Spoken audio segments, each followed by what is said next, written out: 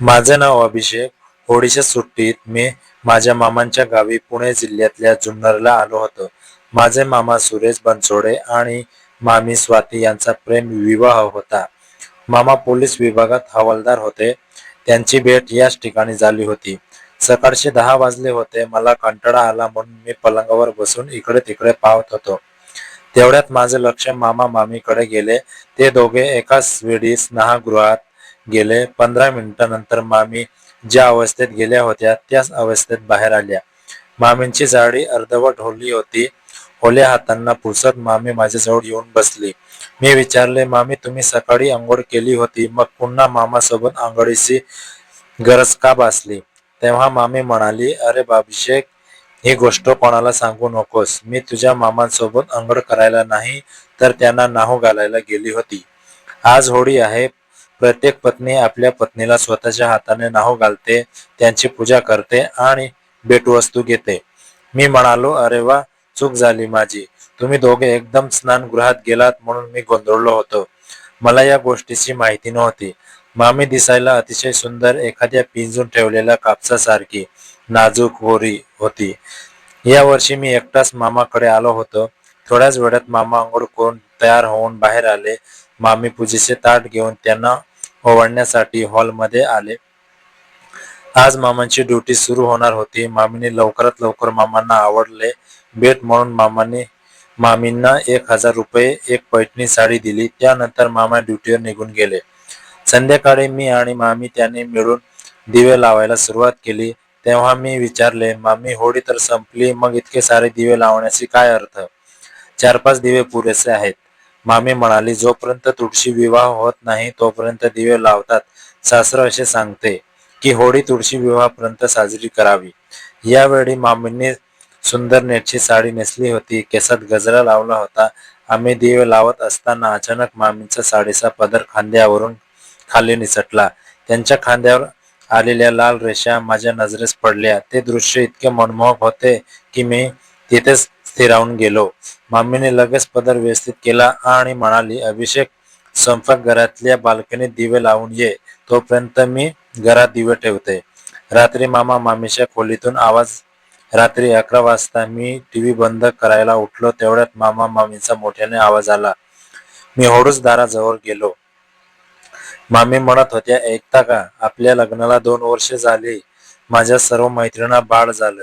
अजूनपर्यंत तुम्ही मला संतान देऊ शकला नाहीत. तेव्हा मला तुमच्याशी प्रेम करायचे असते तेव्हा तुम्ही झोपलेले असतात. उद्या सकाळी मी माहेरी जाते. त्यानंतर मामींचा आवाज शांत झाला. मी झोपायला गेलो पण झोप लागेना. मनात अनेक प्रश्न. मामा दुसऱ्या कोणाशी तरी का संबंध ठेवतात?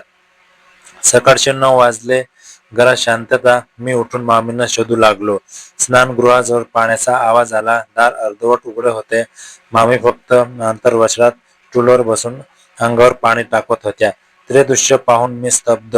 तिथेच उभा राहून 10 मिनिटे पाहत राहिलो. नंतर मी हॉलमध्ये येऊन बसलो. मामी बाहेर आली. अभिषेक, तुझ्यासाठी पाणी गरम करायला लाव.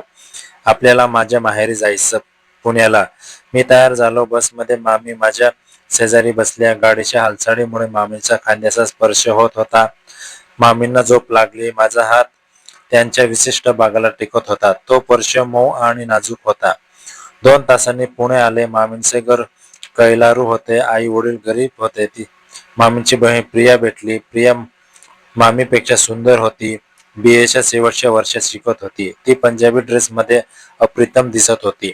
प्रिया मला म्हणाली, चल अभिषेक, मी तुला मामीच्या लग्नाचा व्हिडिओ दाखवते. तिने मला आपल्या खोलीत नेले. दार लावलं. आयपॅड मांडीवर ठेवून दोघं व्हिडिओ पाहू लागलो. व्हिडिओमध्ये माझे लक्ष नव्हते तर प्रियाच्या दिशेने होते. तिच्या पंजाबी ड्रेसमधून सावल्या दिसू लागल्या. रात्री 10 वाजता सर्वजण झोपले. मी, प्रिया आणि तिचे वडील हॉलमध्ये झोपलो होतो. 11 वाजता प्रियांच्या मोबाईलवर व्हिडिओ कॉल आला. ती स्वयंपाकघरात अंधारात बोलू लागली. मी हळूच भिंतीच्या आडोशाला उभा राहून पाहिले. ती मामांची व्हिडिओ कॉलवर असे काही करत होती की मी थक्क झालो. जवळपास तासभर ते बोलत राहिले. नंतर प्रिया बाहेर आली. मी विचारले, एवढ्यात काय करत होतीस? ती म्हणाली, गोडा करडा झाला होता, पाणी प्यायले.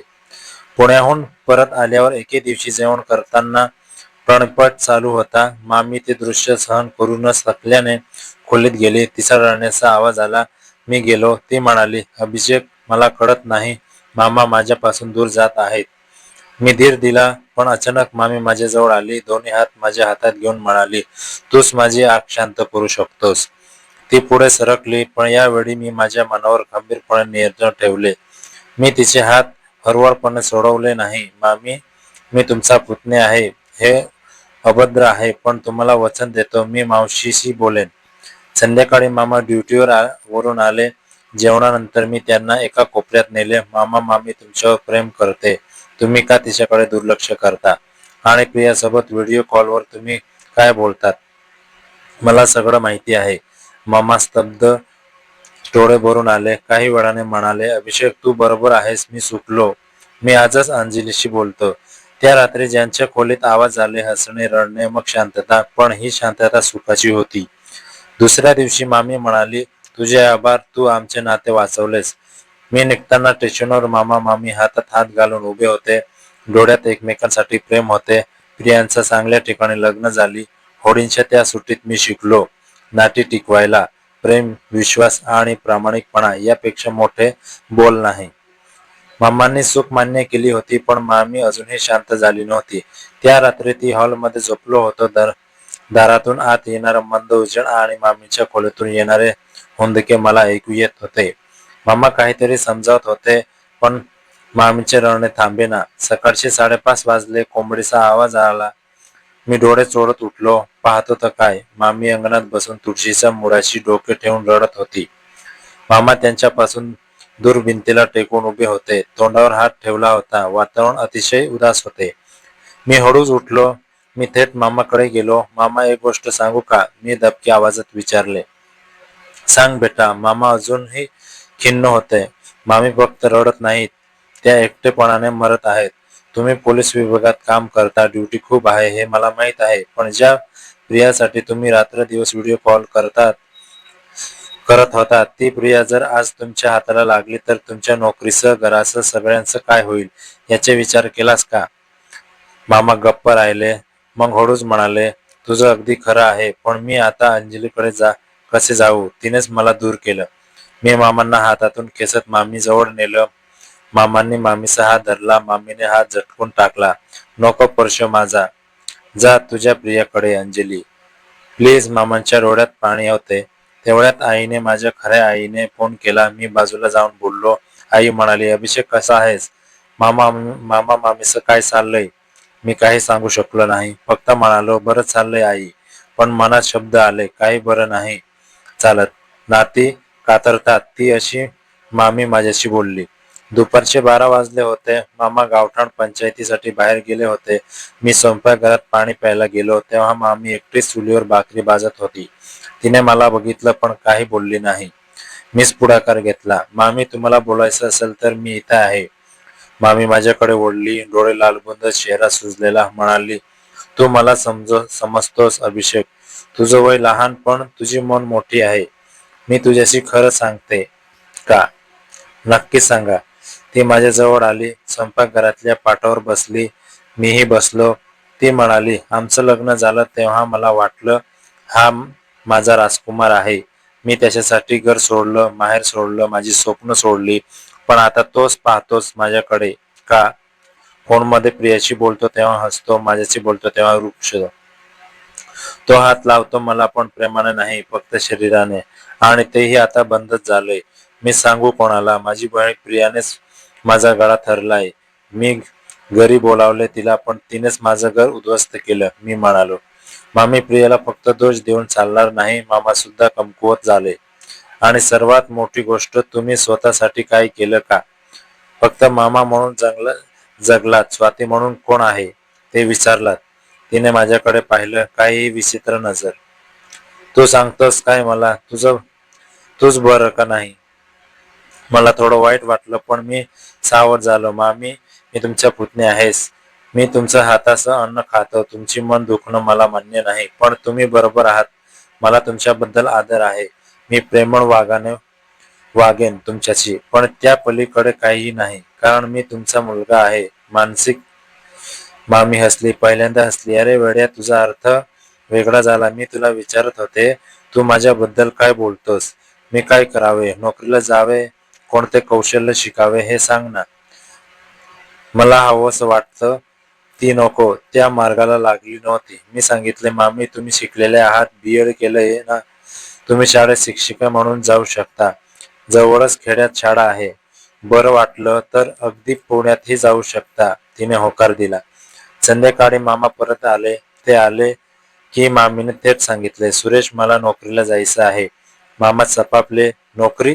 आपल्याला कशाची कमी आहे? मी सगळं देतो, बस घरी.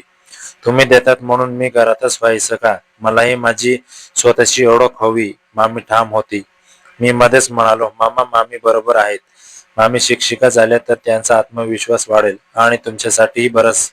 कारण मग तुम्ही दोघं वेगवेगळी क्षितिज पाहिलेली माणसं म्हणून एकमेकांशी संवाद साधाल. आता फक्त पती पत्नी नव्हे तर सुरेश आणि स्वाती म्हणून जगाल. मामाने विचार केला, मग मान्य केलं. बरं, पण शाळा जुन्नर मध्ये शोध, पुणे दूर पडेल, मामी म्हणाली. त्यानंतर पुढे विचार करू. त्या रात्री मी झोपलो होतो. अचानक मला तहान लागली. मी उठलो पाणी प्यायला. स्वयंपाकघरात गेलो तेव्हा पाहतो तर काय, मामी खोलीत बसून रडत होती आणि मामा जवळ नव्हते. दारातून दिसत होतं. मी विचारलं, मामी मामा कुठे आहे? तिने बोट दाखवलं. मामा ओट्यावर बसून स्मोकिंग करत होते आणि हातात मोबाईल. बहुधा प्रिया मेसेज वाचत होते. थेट मामाकडे गेलो. मामा अजूनही तुम्ही सांगितलं तुम्हाला? मामा घाबरून मोबाईल लपू लागले, पण मी वेगाने हात करून मोबाईल हिसकावला. पाहतो तर प्रियाचे न्यूड फोटो आणि अश्लील मेसेज. माझ्या हातात पसीना आला, डोळ्यासमोर अंधार झाला. मला वाटलं हा माणूस खरंच कसा बदलला. पण मी ताबा ठेवला. शांतपणे मामीला बोलावलं. मामी बघा हे. मामीने फोटो दाखवले. ती थोडीशी हादरली, पण तिने खूप शांत राहून मामांना विचारले, हे काय आहे सुरेश? मामा पायाशी लोळले. मला माफ कर, प्रियाने पाठवले. मी विचारतोय तिला हे सगळे का करतेस म्हणून. का करतेस? तू जबाबदार आहेस, मामी ओरडली. तू तिच्याशी बोलायचं सोडलं नाहीस म्हणून ती तुझ्यावर प्रेम करू लागली. आता तिचं मानसिक संतुलन बिघडलंय. मग मामीने मला सांगितले, अभिषेक तू फोनवर तिची सर्व डाटा डिलीट कर, सिम काढून टाक. उद्या सकाळी मी प्रियाशी बोलते. मी तसंच केले. दुसऱ्या दिवशी सकाळी 7 वाजता मामीने प्रियाला फोन लावला. स्पीकरवर मी ऐकत होतो. प्रिया, तू काय करते आहेस?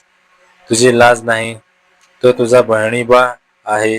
प्रिया काही क्षण शांत राहिली, मग हसत म्हणाली, बहिणोबा का? तो तुझा नवरा आहे, पण तू त्याची कदर केलीस का?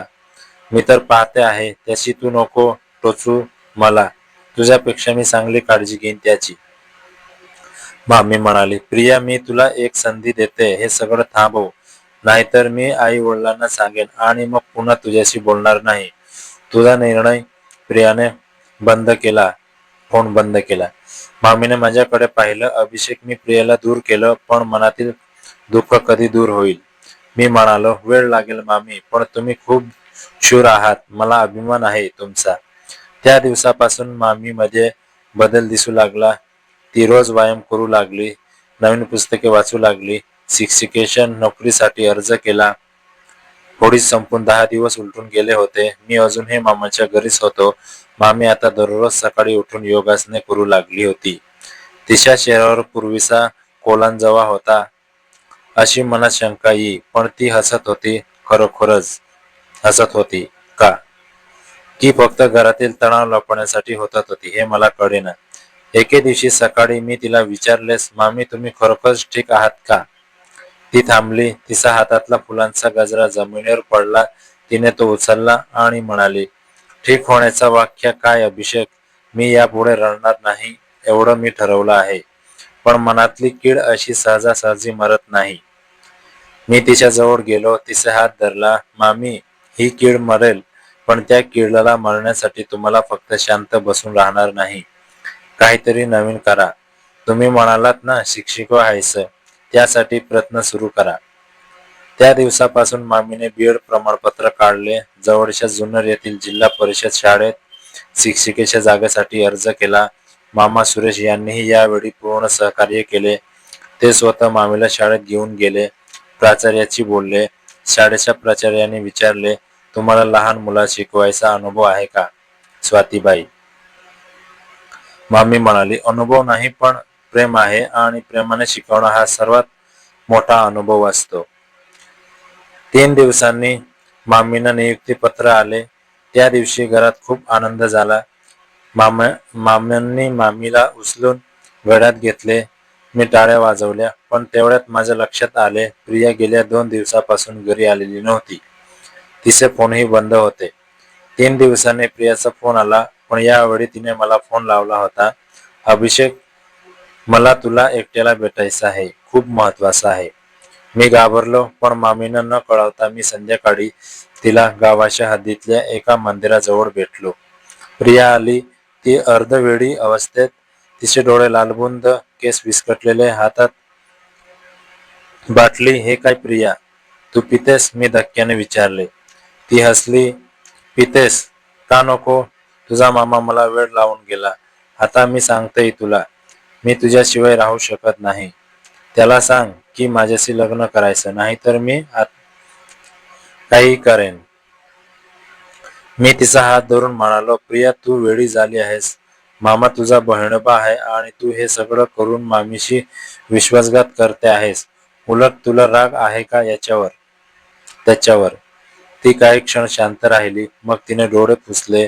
तू बरोबर आहेस, पण मला एकटेपणा सहन होत नाही. माझ्याशी लग्न करायला कोणी तयार नाही.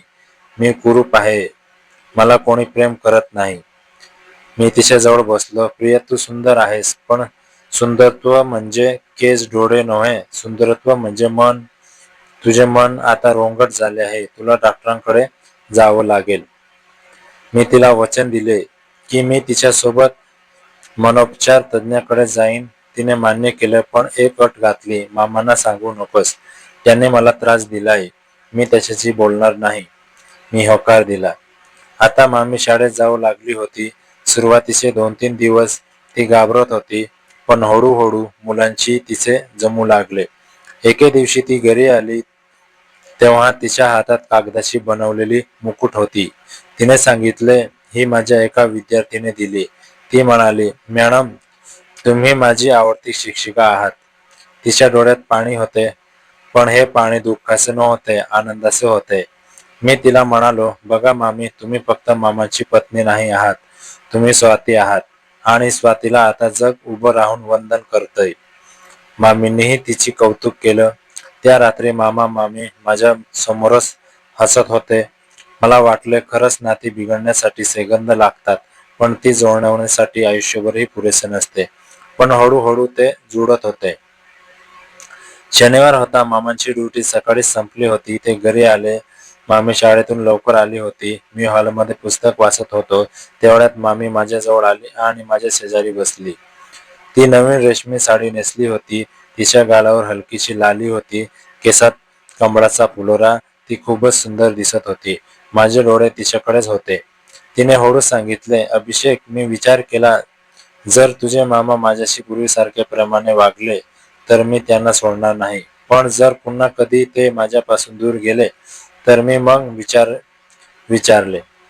ती अगदी माझ्या जवळ आली. तिचा हात माझ्या कपडावर ठेवला. तू मला आधार देशील ना? मला एक क्षण काहीतरी वेगळं वाटलं. तिचे बोट माझ्या कपडावरून हळूहळू गालापर्यंत आले. तिने माझा हात घेतला. माझा हातांचा स्पर्श तिच्या गालाला लावला. ती डोळे मिटून म्हणाली, खूप दिवस झाले कोणीतरी मला असं जवळ केलं. मी स्तब्ध झालो. तिच्या डोळ्यात तीच विजली होती जी मी बाहेरच्या बसमध्ये पाहिली होती. मी हळुवारपणे माझा हात मागे घेतला. मामी, नको, मी तुमचा पुतण्या आहे. तुम्हाला मामाची गरज आहे, माझी नव्हे. ती माझ्याकडे पाहत राहिली. पण तुझे मामा मला हवं ते प्रेम देत नाहीत. ते देतील, मी त्यांना सांगेन, पण असं करू नका. कारण अशा प्रकारे मिळालेला स्पर्श हा फक्त भ्रम असतो. तो तुम्हाला सुख देणार नाही, उलट तुमच्यातलं प्रेम संपवून टाकेल. मामींनी डोळे पुसले. तू खूप सात्विक आहेस अभिषेक. मला माफ कर. ती उठून गेली. मी खोलीत गेलो. मनात ढवळाढवळ झाली, पण मी माझी परीक्षा पास झालो होतो. दुसऱ्या दिवशी मामा माझ्याकडे आले. चेहरा गंभीर. अभिषेक, मला कळालं, काल स्वाती तुझ्याजवळ आली होती आणि तू तिला परत पाठवलंस. तुझा खरोखरच मोठेपणा आहे. मामा, मी तुमच्यासाठीच केलं. मामी खूप एकटी आहे. तुम्ही तिला वेळ दिला नाहीत म्हणून ती हताश झाली. पण ती चांगली आहे. फक्त एका गोष्टीची गरज आहे. खरं प्रेम, बाकी काही नाही. मामाने डोक्यावर हात ठेवला. बेटा, तू सांगितलं ते मी मनावर घेतलं. आजपासून मी बदललो. त्या दिवसापासून खरोखरच मामा बदलले. ते रोज संध्याकाळी लवकर घरी येऊ लागले. ते मामीसोबत चहा पिऊ लागले. त्यांच्यात पूर्वीचे प्रेम परत येऊ लागले. हळूहळू, म्हणजे जसं वाळलेल्या शेतात पुन्हा पाऊस पडतो. माझ्या राहण्याचे दिवस संपत आले होते. मला परत माझ्या शहराला जायचे होते. जाण्याच्या आदल्या दिवशी मामीने मला हळूच बाजूला बोलावले. अभिषेक, तुला एक गोष्ट सांगते का? तू येईपर्यंत मी एकटी होते, पण तू आलास तेव्हा मला वाटलं हा माझा सोबती आहे. पण तू मला योग्य मार्ग दाखवला. तू नाही तर मी आतापर्यंत वेडी झाली असती. किंवा ती थांबली. डोळे भरून आले. मी म्हणालो, मामी आता रडू नका. तुम्ही शूर आहात. तुम्ही फक्त एक उत्तम शिक्षिका आहात, एक प्रेमळ पत्नी आहात आणि एक चांगली बहिणी आहात प्रियांसाठी. फक्त स्वतःवर प्रेम करायला शिका. मामीने हसून मला आशीर्वाद दिला. जाण्यापूर्वी एकदा प्रियाला भेटायला गेलो. ती आता पुण्यातल्या एका मानसोपचार केंद्रात उपचार घेत होती. मी तिला भेटलो तेव्हा ती खूप सुधारलेली दिसली. ती आता सगळं सोडली होती. नियमित औषधोपचार घेत होती. प्रिया, बरी आहेस ना? मी विचारले. हो अभिषेक, मी चुकलो. मला जाणीव होत झाली. मी ताईच्या नवऱ्याच्या मागे लागून किती मोठी चूक केली. तू नसता तर. पण तू आहेस आणि तू बरी होशील, मला विश्वास आहे.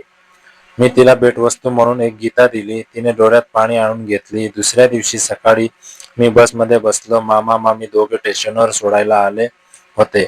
यावेळी यांच्यात पूर्वीचा चिथलता नव्हती. मामाने मामीचा हात धरला होता. मामी मामाच्या खांद्यावर डोके ठेवून उभी होती. अभिषेक, परत ये. आम्हाला तुझी गरज आहे, मामी म्हणाली. नक्की येईल, पण आता तुम्ही दोघांनी एकमेकांची काळजी घ्या. मामी, शाळेत लक्ष द्या. मामा, ड्युटीवर आणि घर दोन्ही सांभाळा. आणि हो, प्रियाला विसरू नका. ती सुधारत आहे. तिला तुमच्या दोघांची प्रेमाची गरज आहे. मामांनी मान हलवली. बस सुटली. मी हात हलवला. मामा मामी हात हलवत होते. त्यांच्या डोळ्यात अश्रू होते, पण समाधानाचे. बसच्या खिडकीतून हिरवी शेते, पावसाने भिजलेले डोंगर मागे सरकत होते. मी विचार करत होतो, या होळीच्या सुट्टीत मी खूप काही शिकलो. प्रेम, विश्वासघात, क्षमा, पुनरुत्थान आणि सर्वात महत्त्वाचं म्हणजे प्रत्येक नात्याची एक मर्यादा असते. ती ओलांडली की ते नातं नातं राहत नाही. ते एक कर्तव्य बनतं आणि कर्तव्याचा आनंद कधीच प्रेमाइतका नसतो. मी ठरवले की मी यापुढे कोणत्याही नात्यातील पवित्रशी खेळणार नाही. प्रेम करेल पण आदराने, स्पर्श करेल पण सन्मानाने. संध्याकाळी मी माझ्या घरी पोहोचलो. आईने विचारले, कसा होता प्रवास? मामा मामी कसे होते? मी हसून म्हणालो, आई, त्या दोघांनी मला खूप काही शिकवलं. नाती टिकवायची असतील तर तोडजोड नको, तर प्रेम हवं, स्पर्श हवा, संवाद हवा. त्याशिवाय कोणतीही व्यवस्था कोरडी पडते. आईला माझं बोलणं विचित्र वाटलं, पण तिने हसून माझ्या डोक्यावर हात ठेवला. तू मोठा झालास अभिषेक. आज मी जुन्नरला परत आलो होतो. मामी आता शाळेची मुख्याध्यापिका झाली होती. मामांनी पोलीस विभागात बदली नव्हती, पण त्यांनी आपले वेळापत्रक बदलले होते. ते रोज संध्याकाळी लवकर येऊ लागले होते. प्रियाचेही उपचार यशस्वी झाले होते. तिने एका खाजगी कॉलेजमध्ये प्रवेश घेतला होता. प्रिया मला भेटली तेव्हा ती म्हणाली, अभिषेक, तू मला वाचवलंस. मी आता नव्याने जगू इच्छिते. मी तिला म्हणालो, तुझं नवं जगणं तूच शोधलंस प्रिया. मी फक्त मार्ग दाखवला. रात्री मी, मामा, मामी, प्रिया आणि मामींचे आई वडील सर्वांनी एकत्र होळीचा उत्साह साजरा केला. होळीच्या आगीत मामाने प्रियाशी केलेले सर्व संपर्क जाळून टाकले. मामीने मामांना गळाभेट दिली. प्रिया तिच्या आईच्या मांडीवर डोके ठेवून रडली. पण हे रडणं सुटकेसं होतं. मी तेव्हा बाजूला उभो होतो. मनातल्या मनात म्हणालो, नाती विस्कटात तेव्हा वेदना होते, पण तीच नाती जोडण्यासाठी जो संघर्ष करावा लागतो तोच खरा प्रेम आहे. तर मित्रांनो, ही होती अभिषेक, सुरेश मामा, स्वाती मामी आणि प्रिया यांची कथा. कथा एका होळीच्या सुट्टीपासून सुरू झाली आणि दुसऱ्या होळीपर्यंत ही कथा संपली. पण या कथेचा संदेश आयुष्यभर राहील. अशा रोमॅन्टिक, रोचक आणि मनोरंजक कथा पाहण्यासाठी आमच्या YouTube चॅनलला सबस्क्राईब करायला विसरू नका. भेटूया पुढच्या कथेत. तोपर्यंत धन्यवाद. आपला मन चलचल. धन्यवाद.